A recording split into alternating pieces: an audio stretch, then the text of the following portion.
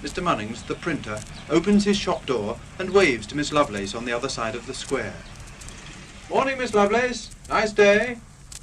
Yes, Mr. Munnings, and we are making the most of it. Come along, my darlings.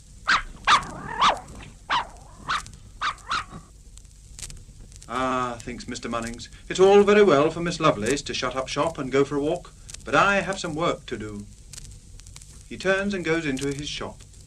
The printing press is ready, and Mr. Munnings switches on the motor.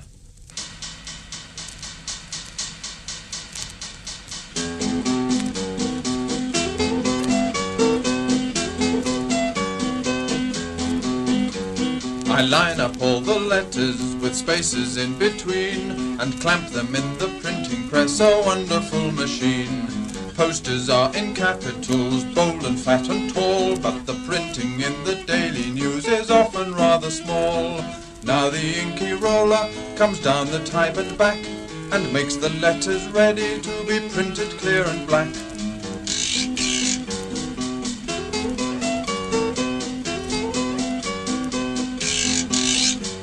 I check the pile of paper, for every single sheet will be printed by the inky type with letters clear and neat.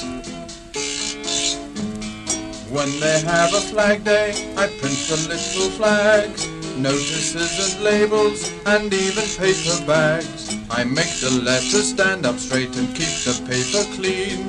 Then the job will be as good as anyone has seen.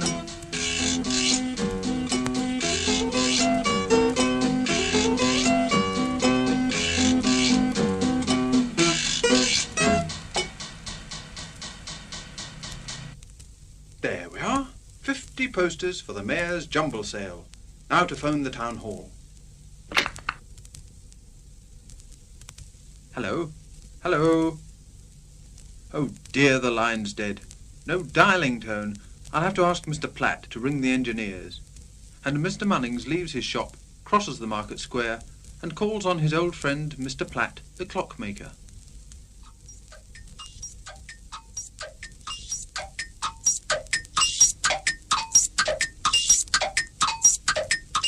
Mr. Platt has cleaned the window cleaner's watch and is trying to make it go. Hello, Mr. Munnings. I'm having a terrible time with this watch. It's being very difficult. But I'll persuade it to do what I want. Clocks are rather like people, you see.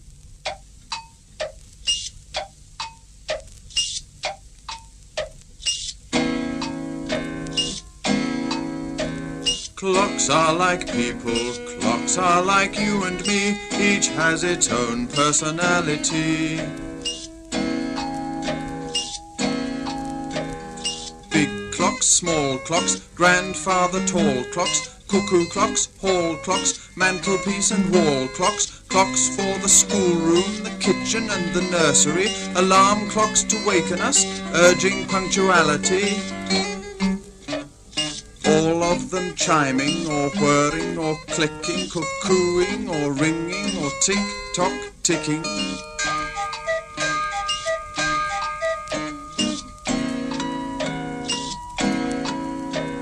Clocks are like people, clocks are like you and me, each has its own personality.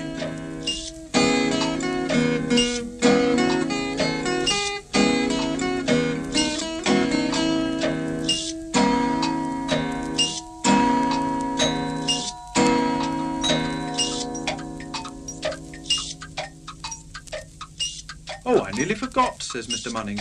Would you very kindly ring the telephone engineers and tell them that my line is out of order? That's why I came to see you. Certainly, says Mr. Platt. Thank you very much. And Mr. Munnings goes out of the shop.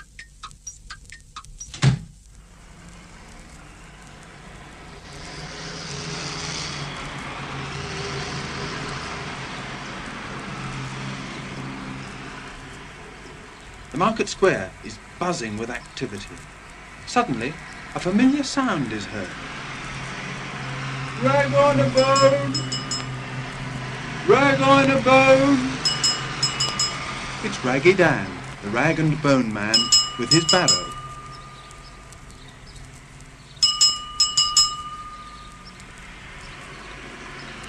Raggy Dan's barrow is piled high with junk from people in the square.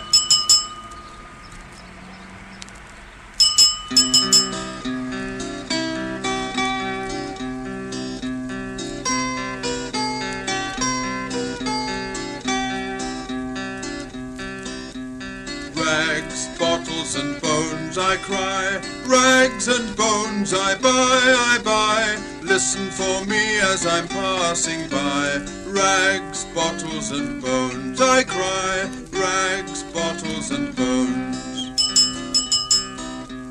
Bric-a-brac, bicycles, books or brass, rags and bones I buy.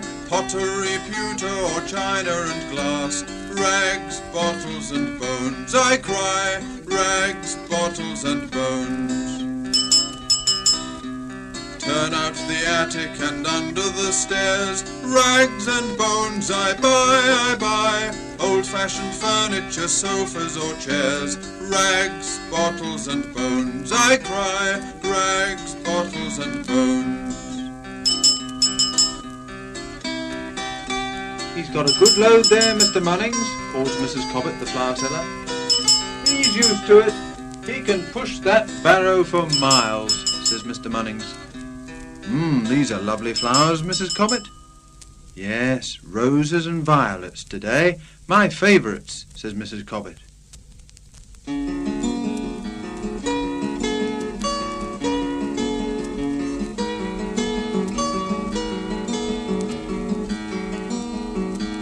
Roses, roses, buy my red roses, scented so sweetly and fresh as the dew. Roses, roses, all you fine gentlemen, buy a sweet scented rosebud, a buttonhole for you. Violets, violets, sweet-smelling violets, purple and tiny and fresh as the dew. Violets, violets, all you fine ladies, a bunch of sweet violets, a nosegay for you.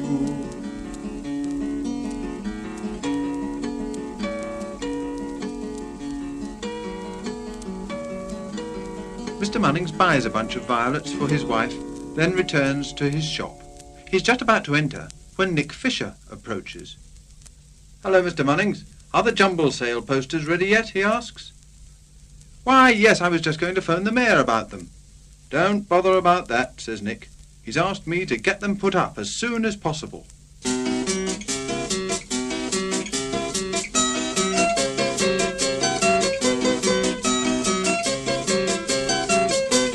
Pasting up the posters, sticking up the bills, putting up advertisements for sausages and pills, flower shows and concerts, you can take your pick, all neatly stuck by Bill Sticker Nick.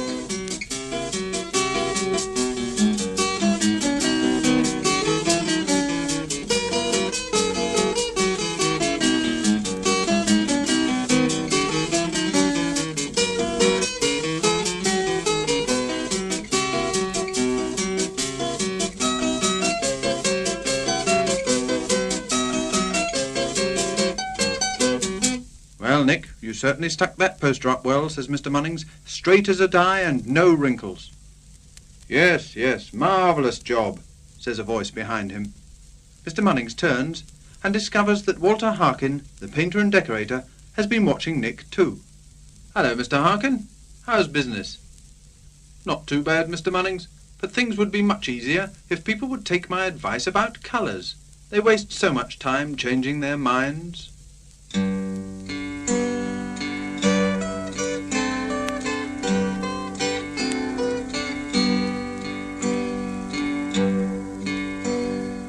People will ask me what colour to use. There's pink and there's purple, it's so hard to choose. Some ask for yellow and some ask for green, and some ask for grey so the dirt won't be seen.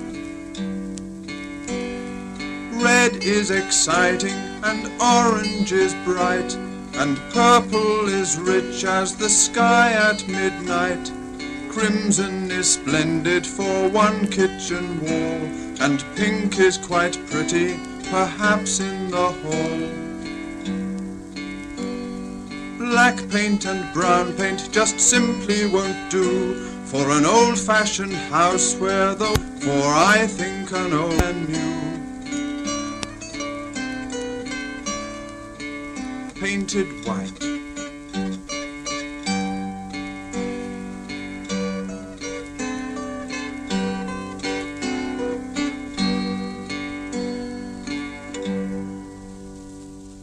Ah, yes. Very sound advice, Mr. Harkin, says Mr. Munnings. But here is someone with a nice straightforward job. And hurrying across the square, with his bag of tools and a coil of pipe under his arm, comes Mr. Wilkins, the plumber.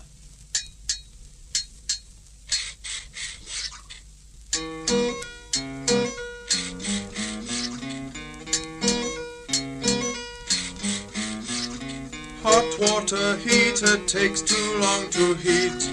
Overflow pipe dripping into the street. A leaky old tap or broken waste trap. Just send right away for the plumber.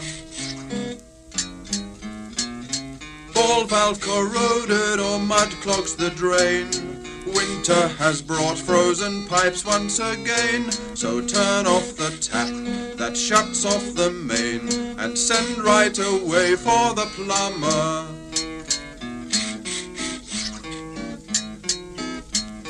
Water tank leaking and blocked with dead leaves that winter's cold winds have blown under the eaves. The water comes stealing down through the ceiling, so send right away for the plumber.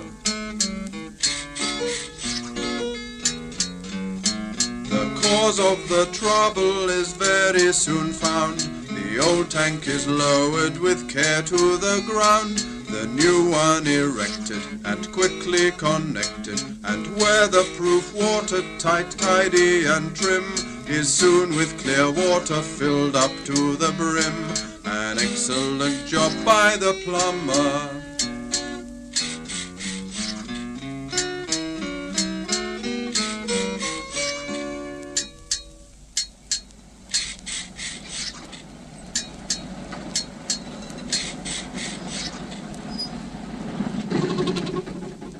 Hello, what's this?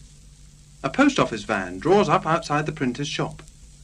Mr. Wantage, the telephone engineer, and his assistant, Fred, get out and open a manhole in the pavement.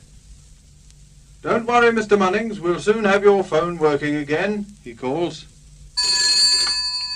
Ring, ring, I work for post office telephones. I'm the man you send for if a fault appears. I check the cable, wire and cord connected to the telephones, and then discuss the remedy with other engineers. Hello, hello, we're working on the line. Ring, ring, ring, ring, replace your receiver please. Post office telephones will send an engineer. Your phone was disconnected by a fault we've now corrected. We are sorry to have troubled you, but now your line is clear. Hello, hello, your line has now been cleared. Ring, ring, ring, ring, I test all the telephones, making certain all the lines are loud and clear. Investigating each complaint of noises loud or voices faint, the daily occupation of a PO engineer. The occupation of an engineer. There we are, Mr. Munnings, all fixed. Thank you very much.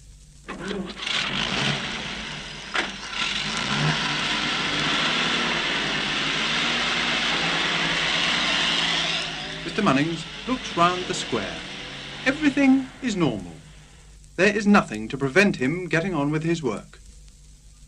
Pity really. Mr. Munnings doesn't feel like work this morning. He looks up at the flags fluttering lazily above the roof of the town hall. Hello, what's that? There's a black object on top of the third flagpole.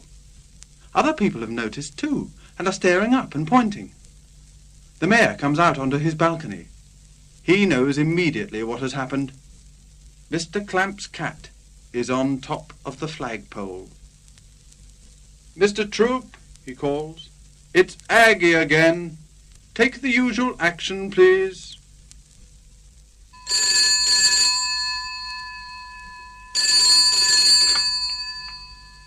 Hello, Trumpton Fire Station. Captain Flack here. Oh yes, Mr. Troop. Aggie, up the pole? Oh, not again. Not at all, Mr. Troop. All good practice.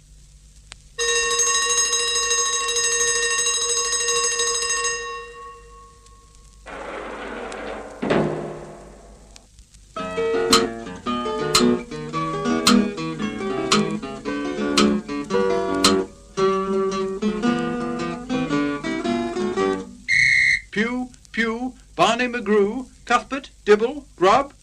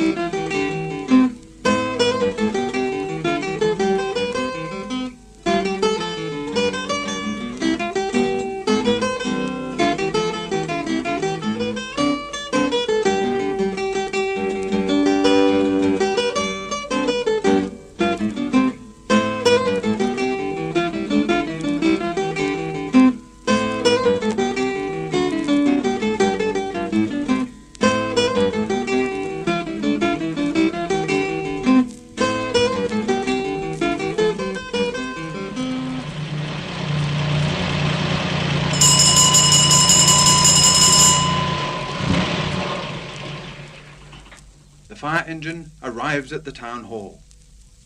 Cuthbert, to the box. Elevate.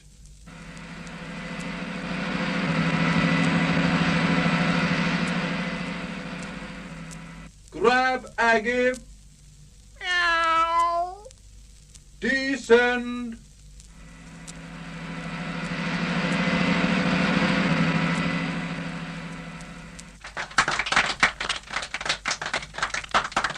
Well done, Captain Flack, says the mayor. A very fine rescue. Not at all, your worship. Aggie and ourselves are well rehearsed for this performance. I think it's the third time this month, isn't it, Mr. Clamp? Mr. Clamp, with his cat purring happily in his arms, shakes his head slowly. No, Captain Flack, the fourth, I'm afraid. I just cannot stop Aggie from climbing flagpoles. Well, we mustn't be too hard on her, says the mayor. After all, she gives us a chance of using our lovely fire engine. But for Aggie, we'd only see you on the bandstand, Captain Flack. Oh, my goodness, cries the captain.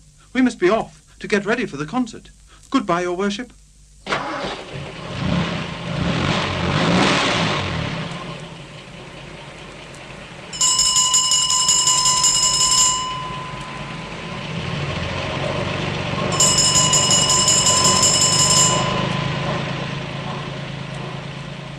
Mr. Munnings looks up at the town hall clock. No, there's no point in starting work now.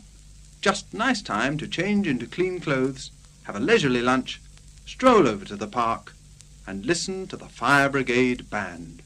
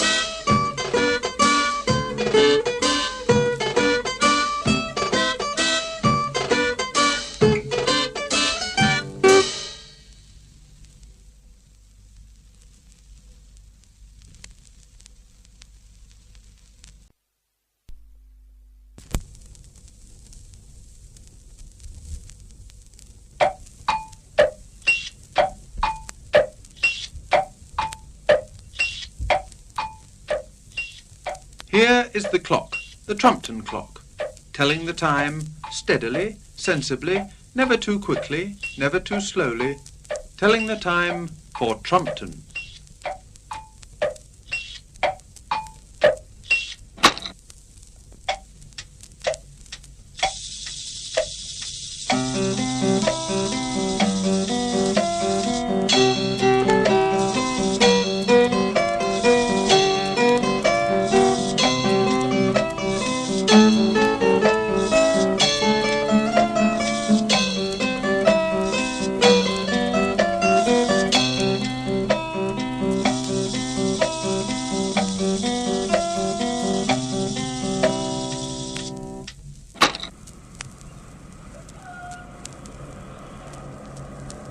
It is 9 o'clock in the morning. The Mayor of Trumpton steps out onto his balcony, takes a deep breath, and then looks round the market square below.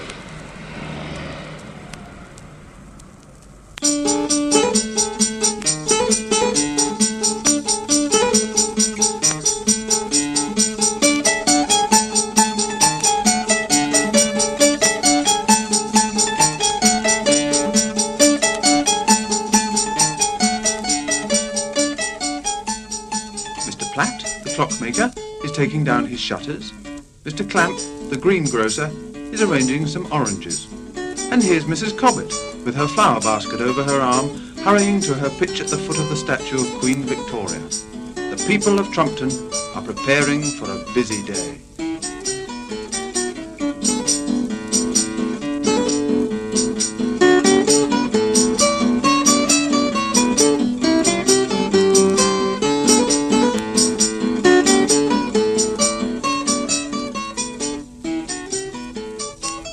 The Mayor turns and enters his office. Mr. Troop, the town clerk, is ready for him. Good morning, Your Worship. There are several papers for you to sign, I'm afraid.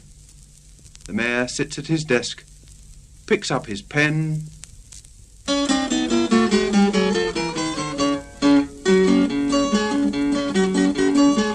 Fire brigade, library, road repairs, postage stamps, rubbish bins, swimming baths, broken window panes, park gates, waterworks, painting all the street lamps, dust cart, youth club, church bazaar, drains.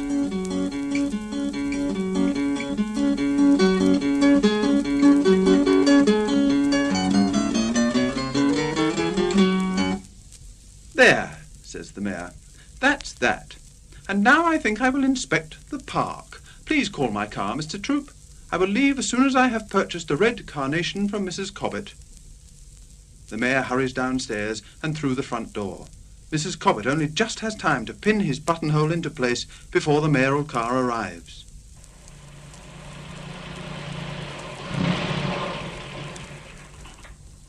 Thank you, Mrs. Cobbett. To the park, Philby, please.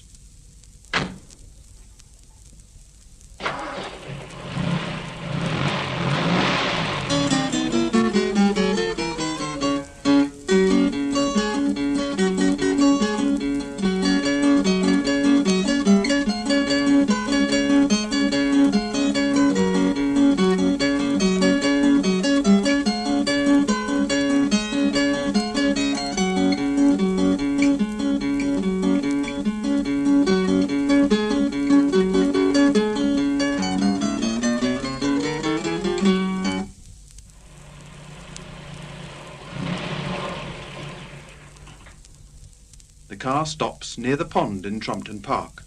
Philby helps the Mayor out and hands him a bag of bread.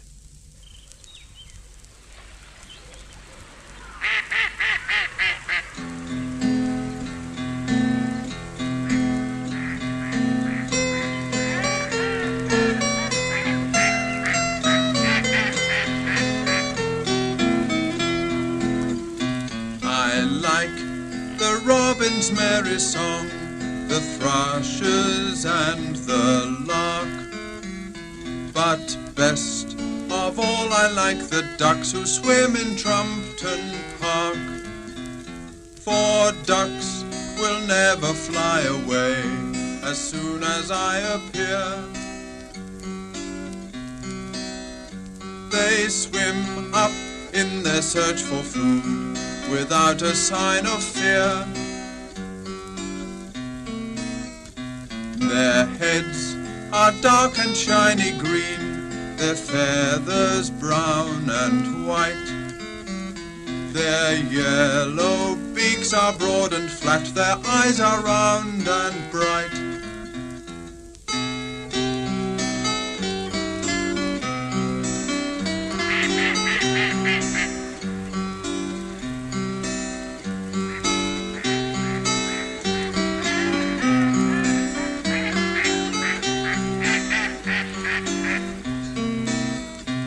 I like the robin's merry song, the thrushes and the lark. But best of all I like the ducks who swim in Trumpton Park.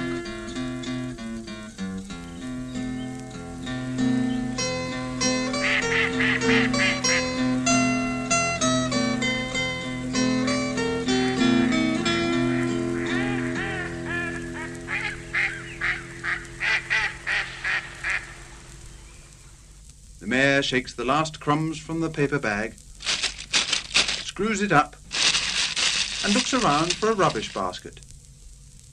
"Here, your worship, I'll take that," calls the park keeper. "Ah, Mr. Craddock," says the mayor. "Everything all right?" "Everything's normal," says Mr. Craddock, "and that means litter."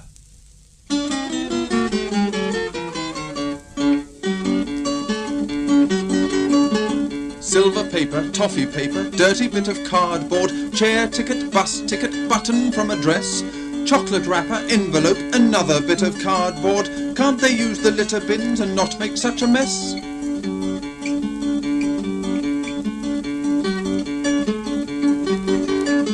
Leave litter in the litter bins and never leave a mess. "And another thing, your worship," says Mr. Craddock. "One of the park benches has collapsed.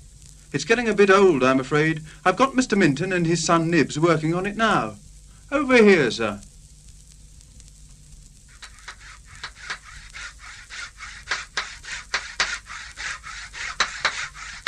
"Good morning, Mr. Minton. Good morning, Nibs."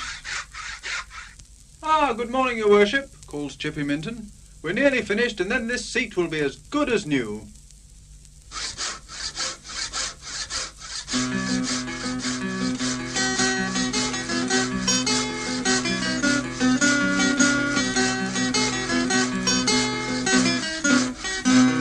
I like my job as a carpenter, there's nothing I'd rather be.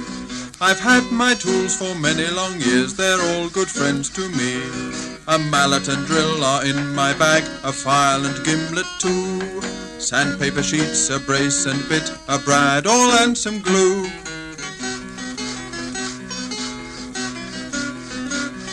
I like my job as a carpenter, there's nothing I'd rather be. I've had my tools for many long years, they're all good friends to me. I've chisels and saws all keen and sharp, a jack and a smoothing plane. I know that oak will plane up true while mahogany changes grain.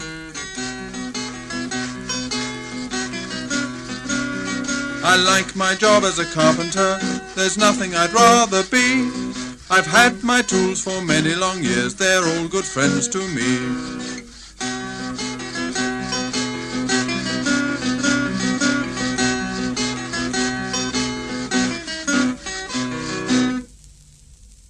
"Whew," says Chippy, "this wood's tougher than I thought. Warm work, eh, Nibs?" "Hello, what's that?" "It's Mr. Antonio, the ice cream man," cries the mayor. "He couldn't have come at a better moment. Come along, ices for everyone. I'll pay."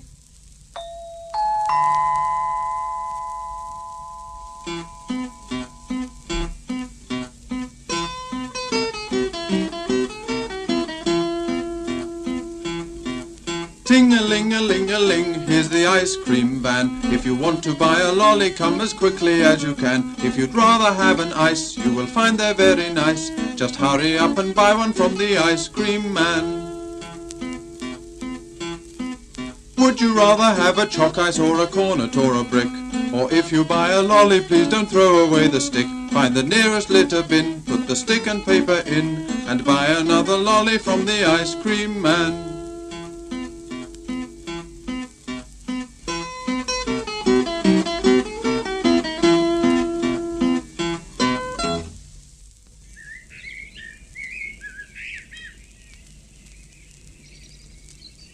Under the trees, the Mayor, Mr. Craddock, Chippy and Nibs are all eating ices.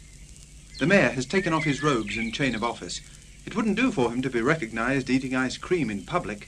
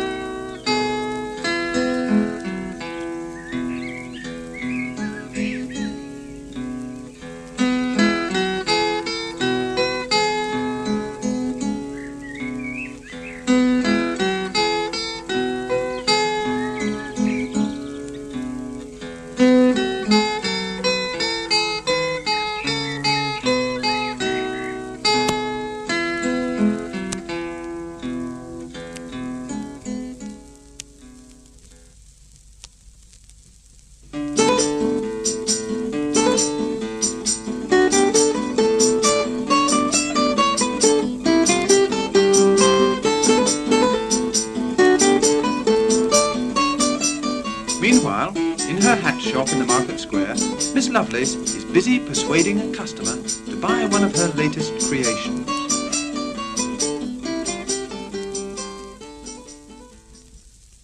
"Oh yes, madam," she says, "everything here is quite exclusive, and I'm sure we have a hat that will be most suitable for you."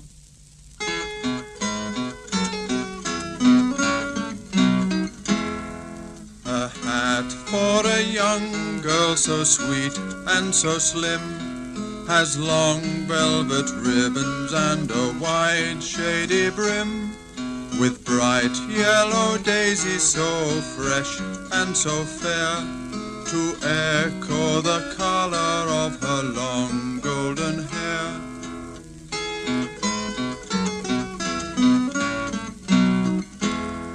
A hat for a lady so fine and so grand must always be fashioned with a pure silken band, and one single hat pin of a silver so rare, to set as a contrast to her glossy black hair.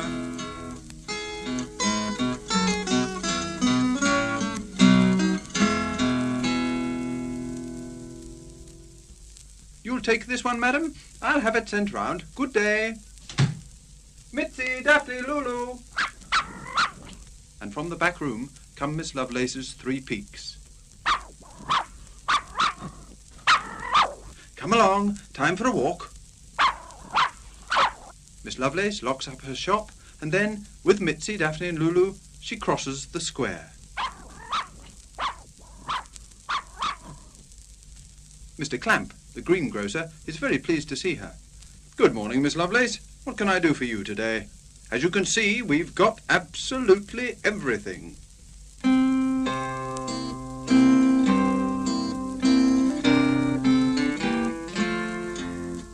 Come buy my vegetables, fruit ripe and beautiful, fine, fresh and fancy, come buy them from me. Come buy them from me. Cabbages, carrots and tender spring greens, broccoli, Brussels tops, fresh runner beans, peaches and plums and pears by the pound, parsnips and beetroot straight from the ground, apples and oranges, strawberries too, mushrooms gathered in this morning's dew, radishes, lettuces, onions, shallots, tomatoes, potatoes and lots of spinach. Come buy my vegetables, fruit ripe and beautiful, fine, fresh and fancy, come buy them from me. Come buy, come buy, come buy them from me.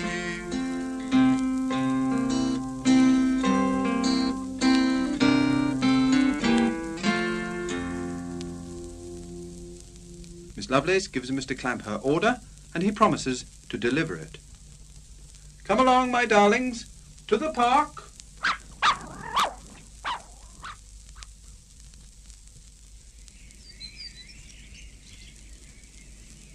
In the park, Chippy and Nibs are about to resume their work when they see an old friend approaching them. It's Mr. Robinson, the window cleaner.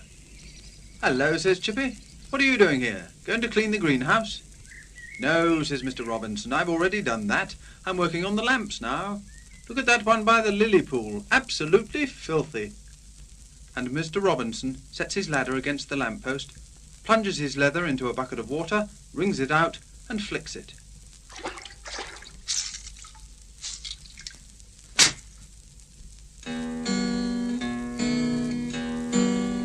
It is hard to see out or for light to come in through window panes coated in a thin layer of grime.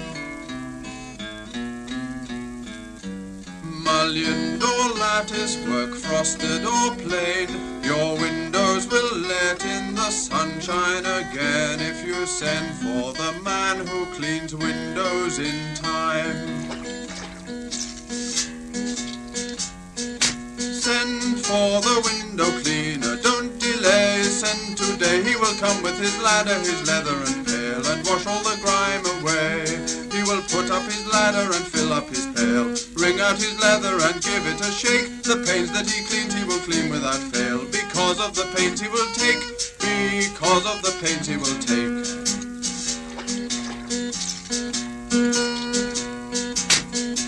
Send for the window cleaner, don't delay, send today. He will come with his ladder, his leather and pail, and wash all the grime away.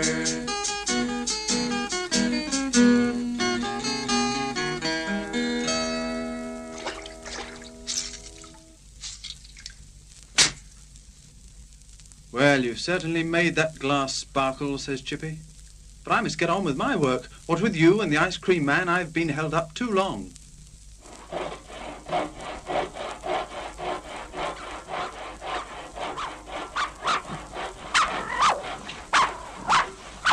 Oh dear, here's Miss Lovelace.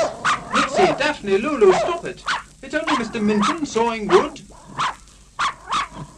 Three Peaks are racing round and round poor Chippy, getting more and more excited.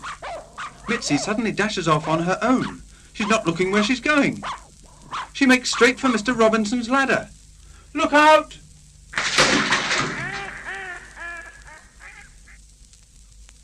Mitzi has upset the ladder, and Mr. Robinson has fallen into the pool. Chippy and Nibs rush to help him out. Luckily, it's not very deep. Oh, I am so sorry, says Miss Lovelace. Mitzi, you naughty dog. Oh, Mr. Robinson, are you all right? But Mr. Robinson is frantically searching his wet pockets. My watch, he cries. My gold watch. It's in the pool. I'll never be able to find it in all that mud. The mayor knows exactly what to do. I'll call the fire brigade, he says. They can pump the lily pool dry, and then we can find the watch. The pool needs cleaning anyway.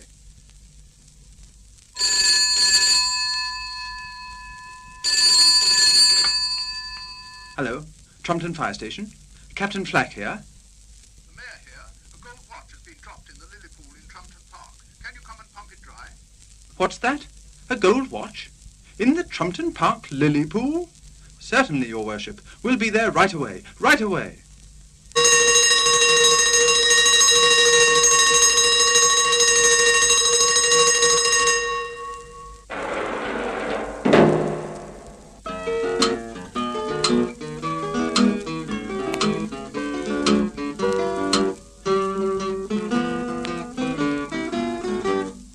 Pew, pew, Barney McGrew, Cuthbert, Dibble, Grubb.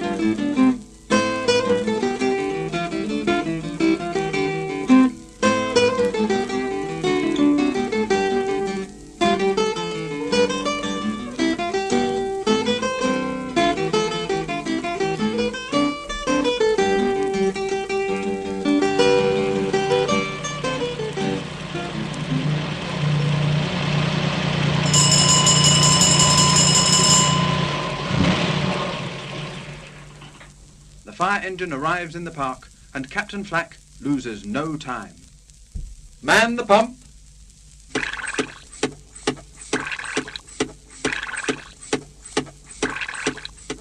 The pool is soon emptied and Mr. Robinson's watch is quickly found.